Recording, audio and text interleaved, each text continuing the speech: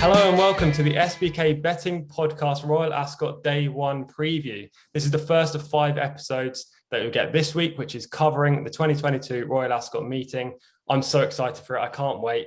And I'm sure my partner in this podcast, Ross Millar, who is an SBK Betting Podcast regular, also cannot wait. We've got everything. International horses coming across, 35 races over 5 days. It's just going to be fantastic. How much are you looking forward to this, Ross? Do you know what, TC? I am actually getting really excited. I think meeting up with you guys on Thursday, your infectious attitude has rubbed off on me.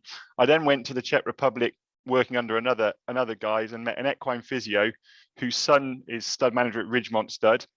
So dad is flying from Czech Republic, son is flying to Australia to meet up for Royal Ascot. To watch the Australian horses win was how it's put to me. So it just sort of the international feel has actually sort of grabbed hold of me a bit, and I am really looking forward to it.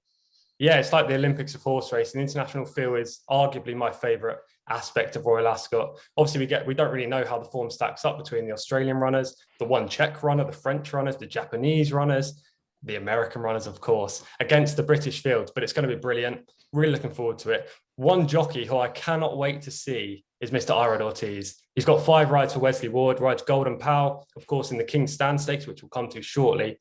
Do you think Irad Ortiz will get a winner this week for us? Yeah, I think he will, TC, because you seem adamant he will, and you're pretty hot on all things American. I do think, as we mentioned in the podcast we recorded earlier last week, I do think maybe he'll take a ride or two to get into the groove. But top class jockeys are top class for a reason. They're able to read a race and read pace very well. So if he doesn't get it right first time, I'm sure by the end of the 5 rides he'll be flying. Yes, I hope so. Anyway, I hope he gets one winner on the board. It'll be fantastic just for Royal Ascot if Wesley Ward and Irad Ortiz can get a winner. Lovely international feel. And we've touched on leading riders just there. William Buick, Ryan Moore, they're top 2 in the market for the leading rider at Royal Ascot this year. Who do you think will come out on top? I think William Buick will. I think he's perhaps got a slightly broader spectrum of rides. I think Coolmore are probably a little bit light with some of the older horses, whereas I think and William is probably slightly more able to pick up a few spares as well, perhaps. So yeah, I think William Buick's got a great chance. Yeah, and those who are punting William Buick in the leading rider category will be hoping he gets off the mark on the first day aboard Caribus in the St James's Palace, arguably his best chance of the week. And he's riding that horse for Charlie Appleby, who's second in the top trainer betting currently, behind Aidan O'Brien, who's won top trainer at Royal Ascot on numerous occasions. Do you think he'll win it again? When I knew we were talking about this, I had a bit of a look. I could see an upset here, actually. I could see, not perhaps needing all that many winners and perhaps someone from slightly left field. I mean, even maybe George Bowie, SBK sponsored. Cachet, I think he's got a great chance. And then he's got some quite nice handicap chance as well towards the end of the week as well. So I think maybe a bit of an upset. It'd be fantastic for us at SBK if George does win leading trainer at Royal Ascot. As you say, he does have a few good chances, so hopefully he goes well. I personally think Aidan O'Brien's deep squad is going to be too good for the rest. He's got so many runners this week, loads of chance in the 2-year-old races, Kyprios in the Gold Cup as well. Not that I fancy him, but look, he's going to go close. Aidan O'Brien isn't represented in the main feature race that we're about to discuss, the King's Stand, but Coolmore are in the shape of the aforementioned Golden Pal, represents Wesley Ward. He's my selection in the race. I think he's going to make all. Ross, who do you like? I like Twilight Calls. I just wonder if there's a potential for Golden Pal and Nature Strip just to take each other on a little bit. Maybe Irad not quite reading the camber of the Ascot Hill all that well. And I think Twilight Calls travel so well. Ryan Moore on board. I think there could be a bit of an upset there with Henry Candy's horse getting to the front. He's not a horse that I've really got a fondness for. I don't really like him that much, but I can see the angle. Like, if they go really hard early, as I say, Golden Pal should be in front after 3 strides. His gate speed is unmatched in this field. And you've got the likes of Winter Power in there as well, who'll be challenging for the early advantage. That will suit a horse like Twilight Calls. That will also probably suit Nature Strip, the Aussie horse. How do you think he'll get on, Ross? Not a clue, TC. He looks very quick from what I've seen on clips from Twitter. And like I said, the Czech guys that are coming over, very involved in the Chris Waller setup. They just don't see him getting beaten. So yeah, we're looking forward to watching it. Yeah, if Nature Strip runs well, that'd be fantastic for everyone. Look, I'm on Golden Pal, you're on Twilight Calls, but we want to see all these horses perform really well. King's Lynn's in there for the Queen. Imagine if he wins, that would be brilliant for the Platinum Jubilee. Obviously, the Queen this year. The Czechs, you've just mentioned the Czechs, they've got a runner in here in Pontus. There are loads of Irish runners as well, Manista, Logo Hunter. It's going to be a phenomenal race. I'm really looking forward to it. Is there anything at a bigger price than Twilight Calls that you think could upset? Possibly Arecibo. I thought he's just a high-class handicapper. He's tough and hardy, and he's been knocking on the door in some big races. So wouldn't put people off him at a big price.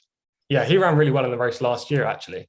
But the King Stand doesn't feature in our Nap and Next Best, actually, on the first day of Royal Ascot. And we'll get to the Nap and Next Best right now. Ross, you can go first.